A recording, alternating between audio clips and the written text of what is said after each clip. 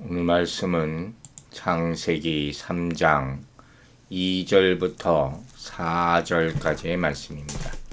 창세기 3장 2절부터 4절까지의 말씀 함께 읽도록 하겠습니다.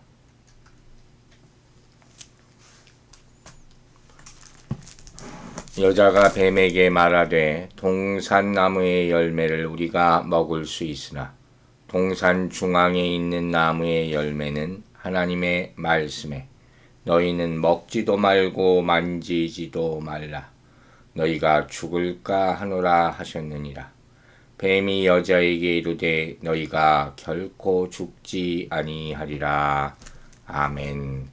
오늘 말씀은 죄가 어떻게 인류 가운데 들어오느냐 하는 모습을 아주 정말 디테일하게 보여준다고 말할 수가 있습니다. 자, 먼저 3장 2절, 창세기 3장 2절 말씀 다시 보겠습니다. 여자가 뱀에게 말하되 동산나무의 열매를 우리가 먹을 수 있으나, 여자가 말을 하는 것이죠. 자, 이 모습은 뱀이 먼저 말하는 것이죠. 동산 모든 나무의 실과를 먹지 말라 하시더냐, 이렇게 물어보지 않습니까? 이 말이 끝나자마자 바로 뒤이어서 기다렸다는 듯이 여자가 대답하였음을 보여주는 그런 장면이죠. 여러분, 이 뱀과 여자는 정말 언제 봤느냐는 듯이 친하게 지금 대화를 하고 있는 것을 발견할 수가 있습니다. 사단과의 영적 전쟁이라는 것을 우리는 합니다. 그 영적 전쟁에 반드시 싸워서 이겨야 한다고 우리는 믿습니다. 그러나 더 좋은 방법 중에 하나는 뭐겠습니까? 사단과 상종하지 않는 것도 하나의 좋은 방법입니다. 우리가 직접 싸워 이긴다는 것이 쉽지 않기 때문이에요. 그러므로 오늘 이 하와가 이 사단과 뱀과 호기심을 가지고 계속 대화를 한다는 것 자체가 지혜롭지 못한 행동이라는 그런 비판을 면하기가 어려운 것입니다. 여자는 분명히 말합니다. 동산나무의 열매를 우리가 먹을 수 있으나, 이 말은 계속 먹을 수 있다는 것을 본인이 안다는 것이에요. 만약에 가정이지만 인간이 범죄하지 않았다면 현재 이르기까지 선악과를 제외한 생명나무의 실과를 비롯해서 에덴 동산에 있는 모든 나무의 실과를 마음껏 먹는 축복을 주었을 것입니다. 그러나 아담과 하와가 하나님의 명령을 어기고 선악과를 따먹음으로써 이러한 축복이 사라져버리게 된 것입니다. 그러므로 불구하고 우리는 과거 에덴 동산의 축복을 소망할 수 있습니다. 왜냐하면 장차 그리스도께서 재림하신 후에 완성될 새 하늘과 새 땅, 우리가 계시록에서 봤죠. 여기서 풍성하게 맺게 될 생명나무가 있기 때문입니다.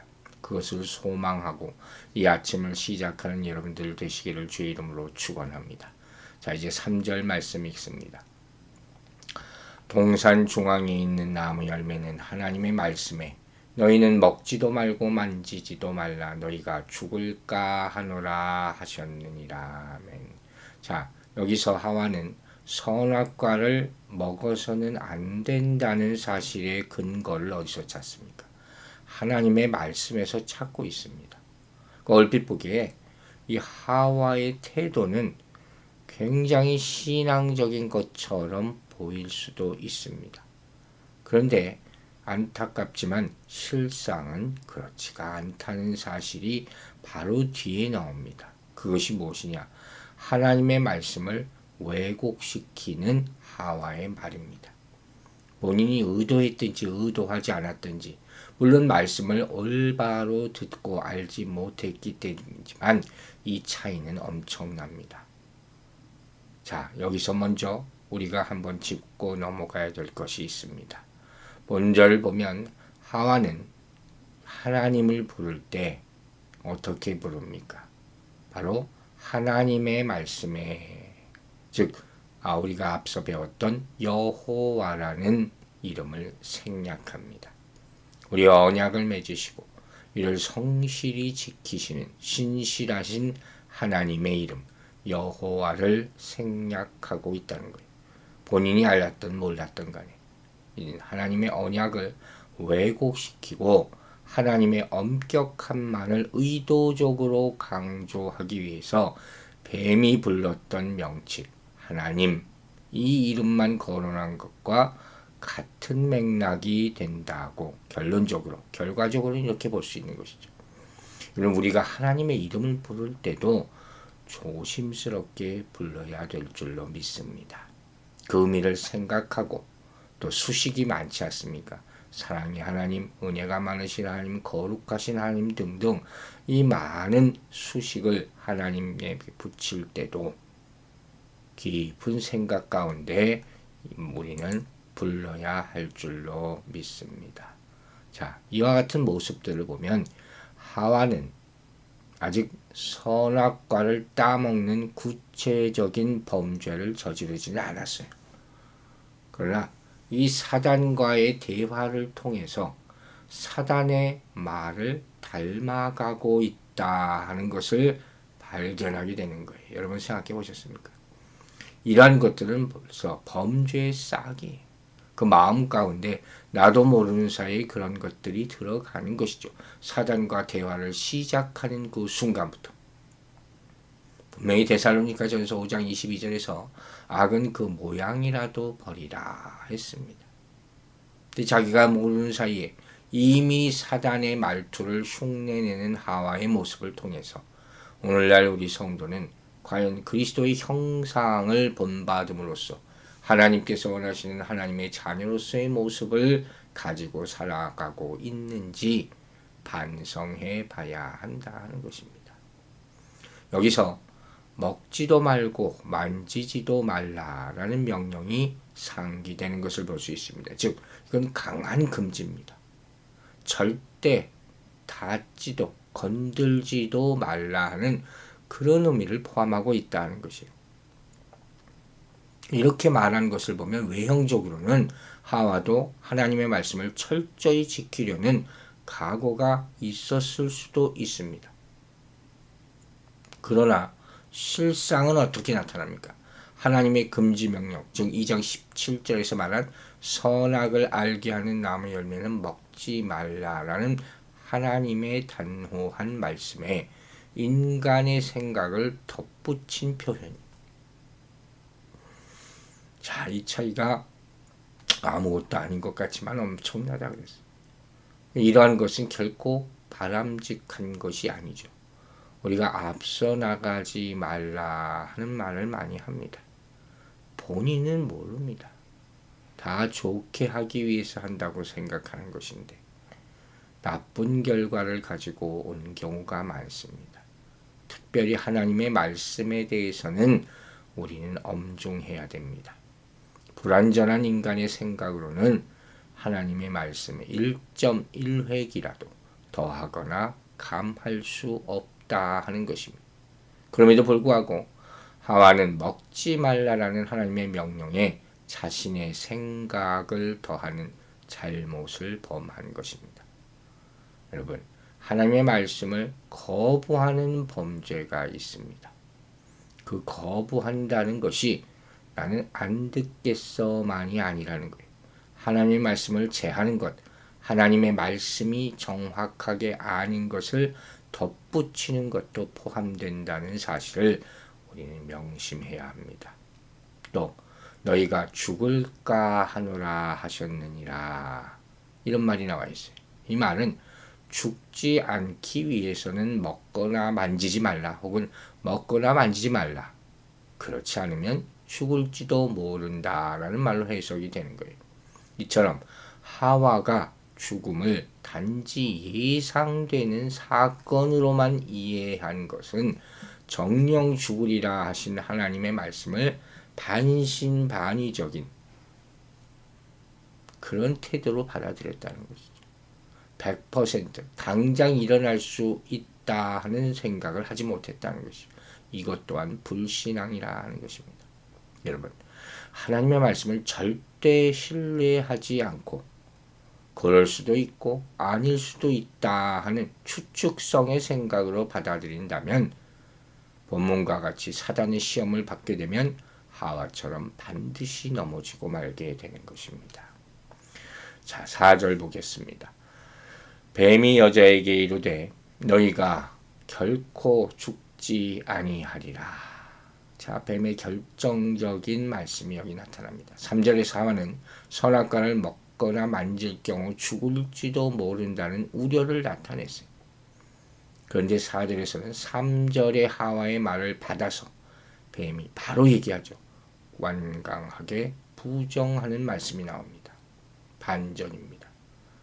자, 이 뱀의 모습을 한번 보십시오. 여기서 뱀은 마치 하나님 같아요. 하나님을 흉내내서 자신이 신적인 권위를 가진 것처럼 위장하고 하와에게 강하게 지시하는 듯한 모습을 보여주는 것입니다. 이게 사단이 항상 하는 짓이죠. 하나님 위치에 서려고 하는 것. 자기가 마치 신적 권위를 지닌 것처럼 위장하고 사람들을 유혹하고 파멸에 이르게 만드는 것입니다. 즉 뱀의 말은 선악과를 먹을 경우 정령 죽으리라, 반드시 죽는다고 하신 하나님의 말씀에 강한 부정을 나타내는 그런 모습이에요. 사단이 지금 하나님의 말씀을 이제는 정면으로 공격하고 있음을 보여주는 장면입니다. 이처럼 사단은 하나님의 진리의 말씀을 부정해서 사람들로 하여금 멸망에 이르게 하는 미혹의 영, 거짓의 앞이다 하는 사실을 우리는 잊지 말아야 될 것입니다. 오늘날도 마찬가지입니다. 사단은 죄의 삭시 사망이라고 그랬어요. 이 하나님의 말씀을 정면으로 거슬러서 마치 죄악이 큰 기쁨을 가져오는 것처럼 미혹하고 사람들을 지옥으로 이끌고 있는 것입니다. 여러분 오늘 이 창세기 3장의 말씀을 보면서 몇 가지 의문점이 떠올랐습니다.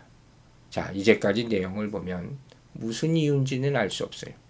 그러나 하와가 남편 아담과 떨어져서 혼자 동산을 배회하고 있음을 암시합니다. 즉 하와는 함께 있어 서로 권면하고 격려하고 돕는 배필이죠. 그래야 할 남편과 떨어져 있을 때 사단의 유혹을 받아서 범죄를 저지르게 된 것입니다. 자, 이 모습을 교회로 본다면 하와는 어떤 경우일까요? 바로 성도와 친밀한 교제를 나누지 않고 홀로 있을 때 범죄하였다. 이렇게 생각할 수가 있습니다. 여러분, 혼자 있을 때 무엇을 생각합니까? 제가 자주 하는 질문이라고 했습니다. 이때가 우리가 죄를 저지르기 가장 쉬울 때임을 잊지 말고 경계하시기 바랍니다. 그러므로 하와의 범죄 사건은 크게는 성도들에게 항상 혼자가 아니라 다른 성도들과의 교제에 힘써야 한다는 것을 우리에게 교훈해 주는 것입니다. 여러분 잊지 마십시오. 하와는 그 남편으로부터 멀리 떨어져서 동산을 배회할 때 범죄하게 됩니다. 만일 하와가 남편과 함께 있었더라면 가정이지만 그처럼 쉽게 범죄의 수렁에 빠지지는 않았을 것입니다. 마찬가지로 우리 성도들도 다른 성도들과의 교제에 힘쓰지 않고 세상에서 방황할 때 사단의 유혹을 받아 범죄할 가능성이 큰 것입니다. 그러므로 성도 여러분 늘 믿음이 좋은 사람들과 밀접한 교제를 나누기에 힘쓰기를 주의 이름으로 축원합니다. 또 한 가지 오늘 모습을 보면 이 하와가 남편을 따라 동산을 배회하다가 의도적인지 아닌지는 모르지만 어쨌든 간에 동산의 중앙, 즉 선악과가 있는 곳으로 갔다는 것을 보여줍니다. 우리는 하와가 어쩌다가 거기까지 갔는지 알 수가 없습니다. 중요한 것은 그녀가 거기에 있었다는 사실이죠. 물론 그녀가 선악과 나무 근처에 있었다는 사실은 죄가 되지 않습니다.